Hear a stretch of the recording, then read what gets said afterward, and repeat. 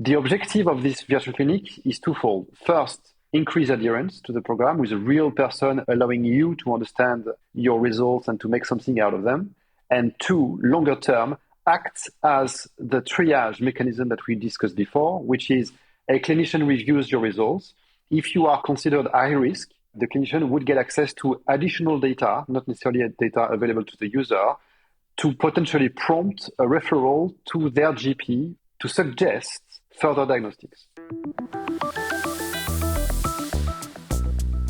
Welcome to Digital Therapeutics edition of Digital Health Today, and I'm your host, Eugene Burhovich. I thoroughly enjoy bringing you discussions with incredible industry leaders, and it would mean a lot to me if you could rate this podcast in your favorite player, and of course, hit that bell to be notified of future episodes. Today, I speak with Sylvain Piquet, co-founder and CEO of 5 Lives. 5 Lives, in their own words, leverages the new science of brain aging, neuroplasticity, and cognitive reserve to help people aged 50 plus improve their brain health and prevent cognitive decline and dementia. But before we dive in, Sylvain first reached out to me in March of 2021 and humbled me that he listens to these DTX podcasts on his runs. Well, that's one way to be interviewed here. But on a serious note, neurodegenerative diseases are on top of mind of almost every human being. And I waited till the team got just a bit further along on their company journey to host this discussion. I hope you enjoy my conversation with Sylvain. Sylvain, welcome to the DTX podcast. I know we exchanged kind of a while back over LinkedIn, and thanks for reaching in. And I've been keeping my eyes on you guys. And there's always comes a time that I'd love to get to know the amazing entrepreneurs out there. And so welcome to the DTX podcast. Tell us a little bit about yourself. And please don't forget about at least one interesting fact. Eugene, first, thank you so much for hosting me. I've been listening to your podcast since the get-go, and I'm a huge fan. As I was telling you, I'm usually listening to you while running in the morning. So, you're part of my world. I know you better than you know me. Let's put it that way. I'm your morning intervention. You are, indeed. So I'm Sylvain, former exec in the world of AdTech, managing small to big commercial teams within the med world of digital advertising, and decided to move to the much more interesting and vibrant digital health space about 5 years ago, to join who became my future co-founder and longtime friend Xavier at Peak Brain Training, where Xavier was the CEO and he was in search for a general manager. So we worked together a couple of years at Peak Brain Training, which is, I don't know if you know Peak, but it's one of the biggest brain games application, consumer application alongside Lumosity, Elevate and others. And after a couple of years together at Peak, we decided to leave and kickstart the company called SharpTX, which became 5 Lives, to bring our consumer experience into the DTX world. That's about me. And a small interesting fact about me is that in spite of having lived 15 years in the UK, in London, I could not get rid of my very strong French accent in spite of trying. So I would say so much for my brain neuroplasticity. Well, I personally enjoy the French accent. Hopefully so do our listeners. Let's step back. So, obviously, a decision to leave a company and start something else is usually a big one. I thought it was interesting that you said leave the advertising space back in the day to leave for a more dynamic and interesting space in healthcare. I think this is the first entrepreneur that I've heard use the word dynamic. But let's back up. And what was the actual prompt and instigation when the idea was born to start 5 Lives? Or I know you've sort of changed the name. And would actually love to hear about 5 Lives as the name itself as well. Sure. Xavier and I are both sons of medical doctors in various fields. So we've born and raised in the medical field somehow through our parents. And while at Peak, we were collaborating with many prestigious academic institutions such as Oxford, Cambridge, UCL, City University of New York, and great neuroscientist researchers were using the games for their own clinical research. One example, which I find super interesting, is a research team, I think it was the University of New York, who demonstrated that Peak games can actually be used to improve mood and motivation or alleviate symptoms of depression for people suffering from severe depression. So we've collaborated with many institutions, and one step after the other, we got into the DTX space, firstly by meeting companies and people working in the space. So I remember hearing about Akili, meeting with some people at Akili, then Kaya Health in Germany, We know Constantin, Big Health, and other companies. It was really an inspiration to us and also a wake-up call. We wanted to do something in that very space because it's fascinating, right? Using digital tools to have meaningful physiological and psychological impact on people's quality of life as measured with the same tools as the pharma industry. So fascinating, super interested to take our business peak into the DTX world with, I think we had about 5 million monthly active users. However, we could not convince the shareholders. So they were not interested in the space. That's why we decided to leave and start Five Lives. When it comes to the name Five Lives, why Five Lives? Because firstly, we wanted to find a lifestyle name, something that has a very nice rhyme to it. And the name Five Lives emerged from brainstorms. Initially, we wanted to leverage the concept of multiple lives, like in video games. It's never too late to become a better yourself, never too late to do something good for your brain, to embrace healthy habits, all of that. And why five? Because five is a great number. It's a number for change. It's a number for balance, natural balance. And when you think about it, we have 5 figures, 2 legs, 2 arms, 1 head. It's a nice number. And there is a nice rhyme to Five Lives. Love it. I never thought of the number 5 that way, but now I will. Brain is one of the most complex parts of our bodies, and specifically in there, dementia, it's a tough field. How did you guys land on dementia as maybe one of the first problems to try to solve, and in a preventative mode? We've always loved big challenges, and dementia is probably one of the biggest, if not the biggest, health challenge of our times. Still massively underfunded, still no really well-adopted therapy, even if we are all happy that there is a drug that's been recently approved by the FDA from ASI. It can be somehow compared to the stage where oncology was probably 20, 30, maybe 40 years ago in terms of the funding and the number of drugs available.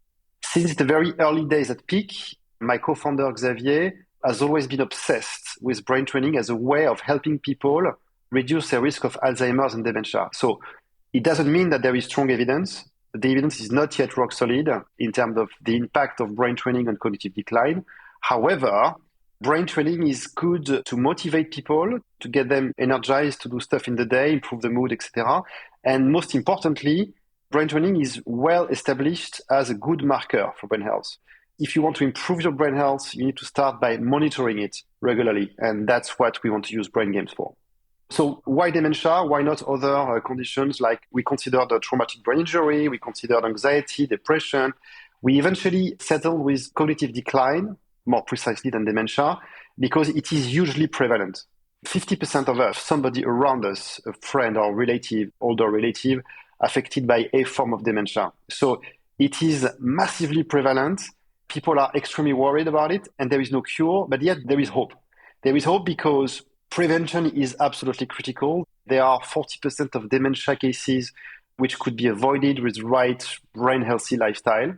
So things like exercising every day, even if it's mild exercise, if it's just walking or just cleaning your house, talking to your friends every day or your family, sleeping well, keeping your diet brain healthy, and most importantly, maybe for the brain, making sure you learn new things every day. You never take anything for granted.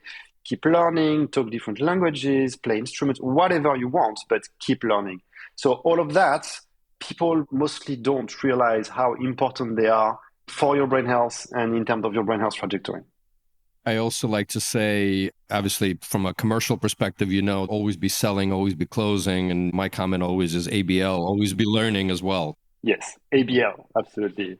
So we decided to go for dementia because researchers, people we work with, tell us that in the near future, dementia will be considered like a chronic condition that starts 20 years before symptoms and that can be managed like today you would manage your pre-diabetes condition, for instance.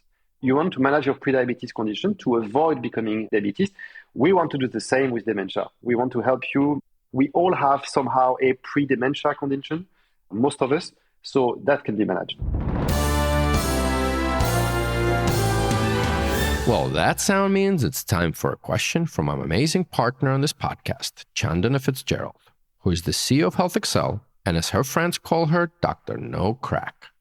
Let's see what question Chandana has for our guest today. Hi, Sylvain.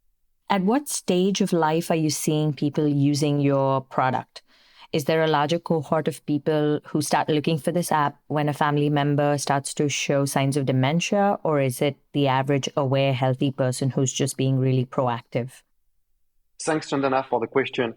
So we are primarily targeting the 50 to 80-year-old worried well. So it's pretty much anyone age 50 and above with big worriness to develop dementia. This often comes from having dementia cases around yourself, older family member, older brother, sister, father, mother, or friends. It's such a devastating condition that it creates tremendous anxiety. When it comes to our users, their average age is about 60 at the moment in the UK. The UK is our largest market, but it can be anyone, age 50, 60 and above, mostly female. I think we have 80% ladies in our user base. It's pretty much anyone worried about dementia after the age of 50. And I'm going to hop in here. As you talked about the age of 50 to 80, let's just step back, because as people are listening to this podcast, hopefully their visualization techniques are great. Walk us through, A, how do people find you, and what is that experience on your platform app? What does that look like? What does that sound like? What does it feel like to use Five Lives? So how do we find our users? Firstly, we are initially a B2C business. That's how we are starting. So people find about us online, big platforms, social media, traditional Facebook, which is now more our category of age group than the younger groups, of course. So Facebook, Google, any means. So we are active there with ads that often refer to dementia prevention. Did you know that 40% of dementia cases could be avoided? Which triggers our audience to want to find out more. They go to a website, they find out about the scientific background, they find out there is an app, and those who are interested download the app. It's a class 1 medical device registered in UK, Europe, and Australia. And this device, the experience starts by having a personalized assessment of your risk of future dementia. So we are very clear from the get-go that it's not a diagnostic tool. It is a risk assessment that will give you your personalized individual picture of your brain health. That your brain health today, tomorrow, what are your factors of risk of dementia? What are your protective factors for dementia? And what do we recommend for you to focus on to improve your brain health? And then we direct users to the second big part of the app, the module. We call it digital coach. And I know you're very familiar with that concept, Eugene. So it is a lifestyle coach, like many other coaches. The specificity is that it is a lifestyle coach targeting brain health. We call it Act and Learn. Act because we want you to embrace small incremental habits in your lifestyle, easy things to do that you can do on top of what you're doing already to improve your diet, to do more physical exercise, to pay attention to your sleep. Mental stimulation is obviously very important because we are a brain health company, so we will give you things to do like brain games, but many other things to keep your mind stimulated. And we also want you to pay attention to your stress, to your mood, and we want you to stay close to your friends. All of that gamified in a way where we will reward you along the way by doing good things for your brain. So that's the act. And the learn part is about taking our people in a journey, our users in a journey where they will learn about brain health step by step, starting with easy things, then becoming more sophisticated, if you like, or scientifically complex, because the brain is the most complex thing in the entire universe. So it is complex. We are learning every day. We want to take that same journey in a gamified way again. So really these two aspects, the medical device part, the risk assessment part, and then the lifestyle coach. It's interesting around the behavior change component that basically Five Lives as a platform, as an app is, let's call it inspiring. But I'm curious if you're starting to see some early hints of the data, and to the extent that you're willing and able to share how many active people are using this, and et cetera. Do you see people actually sticking to lifestyle modifications? I mean, we all know behavior change is super hard, right? And especially kind of long-term behaviors.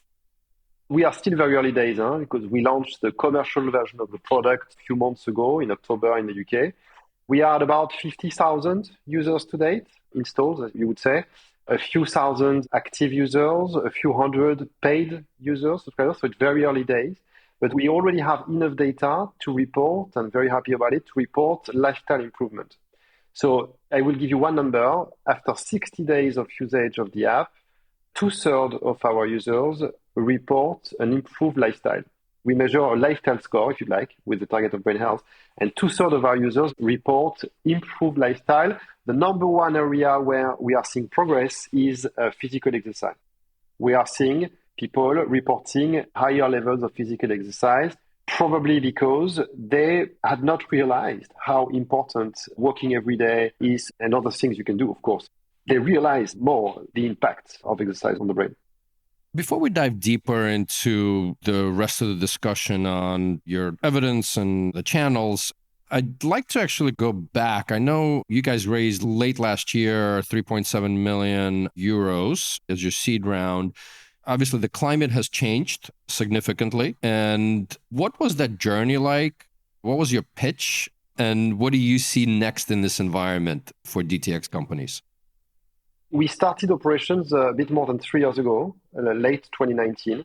Actually, we raised 3.7 million to date. So that's our total amount raised to date. We stayed on stealth mode for a long time during the clinical validation stage.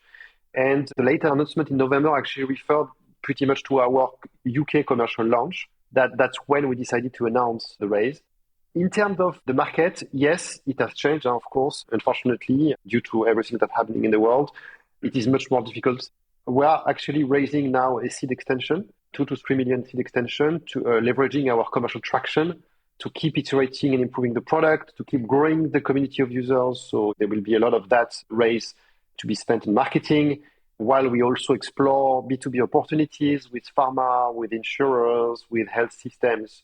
So yes, the context is more difficult now. I think we had a couple of amazing years with COVID for digital health in general, because people could not necessarily go and see the doctor. So there was an accelerated shift towards digital solutions.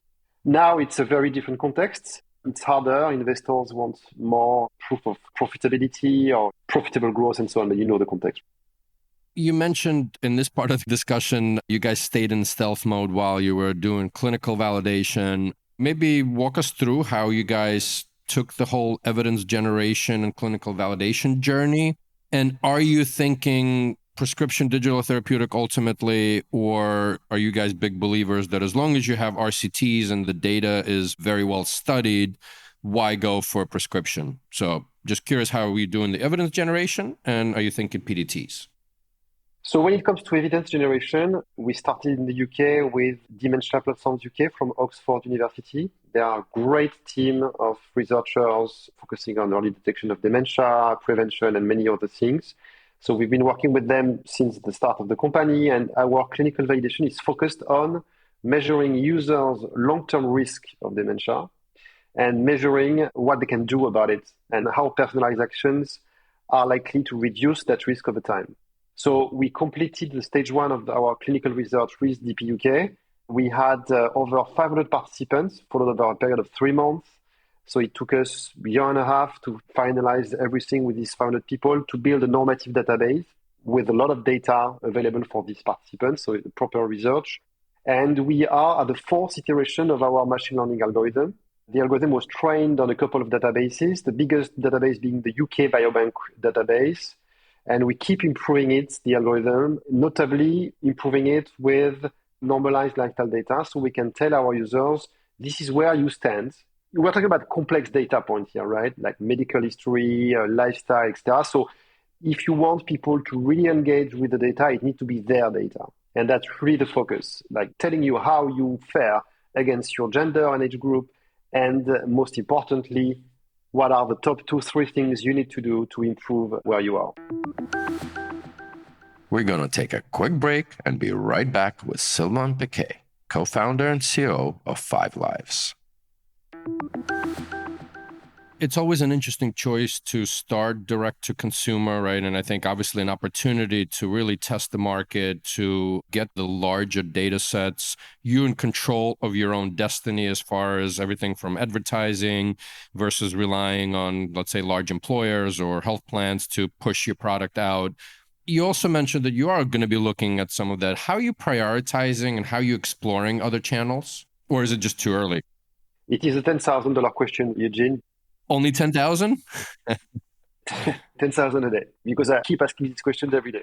So we start as a B2C model, but we don't see ourselves being a B2C company in the long run. Many great DTX have shown the way.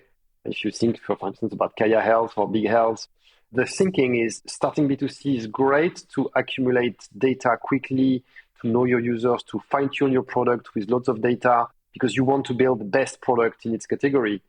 At the same time, you also need to discuss and engage early on with pharmaco, with insurance companies, with health systems even. So we talk to the NHS because you want to make sure that the product you're building is not only a nice product targeting the worried well, a consumer product, but has the potential to help solve a much bigger problem that eventually will be eligible for prescription and reimbursement.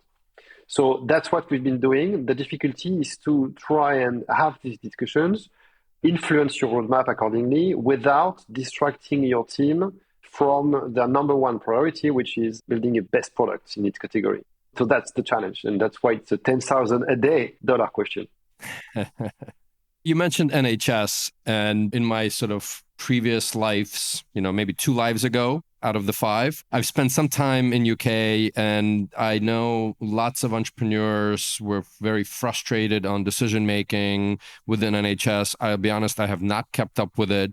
If you can talk a little bit about how you're exploring NHS and maybe their thinking, I don't know, it's going to be in your own words or your own interpretation of it, how they're thinking about digital therapeutics, if there's any updates from the UK. I can only comment from our side of the DTX. I cannot comment from other areas. But when it comes to brain health, we are having discussions with the NHS, but these are exploratory. And as I said, they are not a priority for us as a business because first, our hands are full with the worried well segment. But second, because the greatest value for the health system, for the NHS, is not exactly what we can offer just right now. The greatest value for the health system will come from solutions like us, like our solution, used as pre-triage of people before they are referred to a diagnostic. One of the biggest issues of the NHS today is that people are worried about dementia. They talk to their GP. Their GP often send them back home like, keep your brain active. At some point, they will send them to a neuroclinic for a proper diagnostic test, which is often pen and paper. And when it's not pen and paper, it's costly, CSF sampling, PET scan, etc. So the big problem is that there is huge waiting time and there are a lot of false positives. So 60+% of people sent for a diagnostic come back home with no MCI, mild cognitive impairment status. So you don't have any clinical cognitive decline. So that's the number one objective. If the NHS would be happy, I think, to prescribe solutions if they are validated pre-triage solutions that will send to memory clinics only people who present high levels of risk. That's number one. The number two, I would say, are post-diagnostics monitoring. So somebody diagnosed with mild cognitive impairment, it's important to know that mild cognitive impairment, when you're diagnosed with that, you have pretty much 30% chance to develop dementia within 3 years. It's about 15% every year. It's really important to keep monitoring the patient closely so that they can receive the right level of care and come back to see their doctor when needed. At the moment, there is no MCI monitoring tool. Therefore, people come in for a diagnostic. They might come back home with an MCI diagnostic, and then they have to come back regularly. But then you have, again, the same problem of waiting times, etc. So when people come back, very often it's too late. So NHS is one aspect of this. You've given it away by your French accent. Last year, I had the Ministry of Health on this podcast talking about their efforts of, let's call it, improving or building around or on top of what Germany has done with DIBA. Are you looking at France or Germany as a market? Definitely. We are, French headquartered company now, started in the UK, but we are French headquartered. France is definitely following the trend of Germany. We see the first DTX being prescribed, reimbursed, like our friends from TILAC Healthcare or Music Care. But it's still very early days, and in particular, very early days for our brain health space. We see Germany, because of the fact that they started DIGA a few years ago, to be more advanced on the brain health space. Germany is our priority in terms of B2B opportunities. We are partnering with a great team of Rox Health. They are amazing. They know the space really well. They help us navigate through the German DTX landscape. They're really awesome. Thank you. Hi, Nikos. I know you listen to this podcast. Shout out. Yeah, shout out. What's important is that, again, we entertain discussions, we adjust our plans based on that, but we don't want to be distracted from our B2C priority, which means building the great product with great conversion and retention rates. Germany is likely to be the first market in Europe where I think potentially we could get some commercial traction on the B2B side. Obviously, you have an app in an app store, but I'm always curious how digital therapeutic companies are thinking about humans in the equation. And of course, selfishly, I always ask about live health coaches because part of it is while there may be your digital coach and the content and guiding through, we all need a human to lean on. So I'm kind of curious on the dementia journey and how you guys thinking about it, live health coaches. It's a very good question, Eugene. I didn't mention it, but we have won a grant in the UK to actually clinically design what we call the virtual clinic. So we are starting a study with Oxford again, whereby real clinicians, psychologists, clinical psychologists are going to have real people, 150 participants, with whom they are going to interact with teleconsultations using our app as a way to basically first look at the results of the assessment, then establish an improvement plan.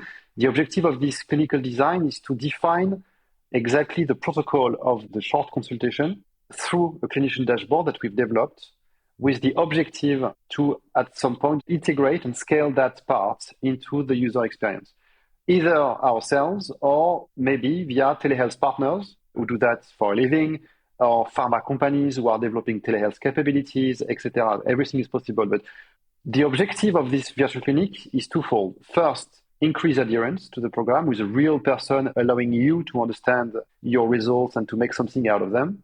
And two, longer term, act as the triage mechanism that we discussed before, which is a clinician reviews your results.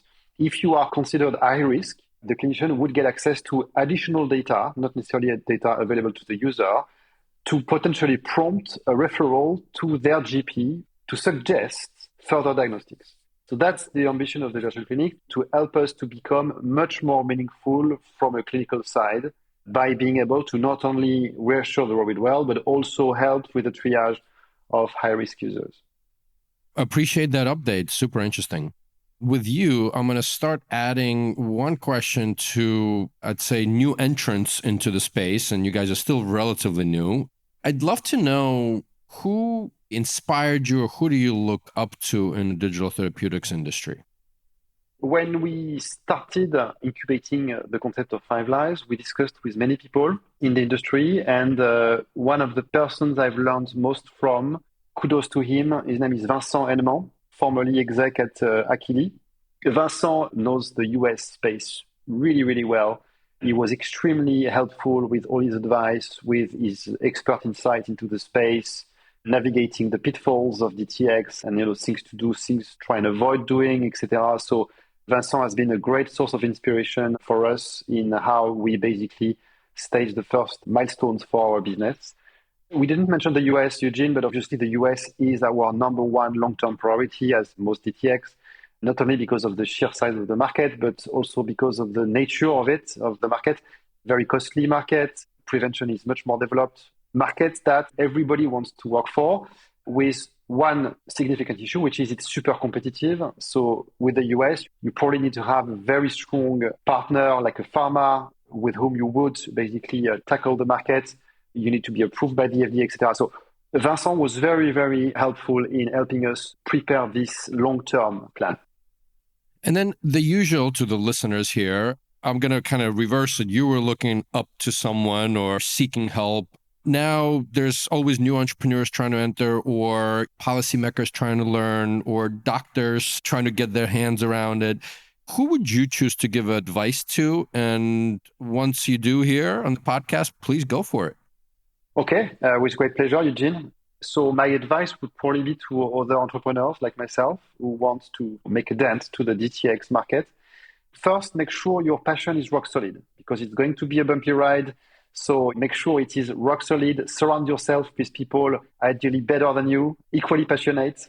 And my advice would be, you will want to do a lot of things. You will want to do too many things. So make sure that you have discussions with as many people as possible, that you have several academic partners from multiple geographies, ideally, but shield your team. Shield your team. Make sure that you don't defocus them with too many things to explore. Be focused. Make sure you're passionate.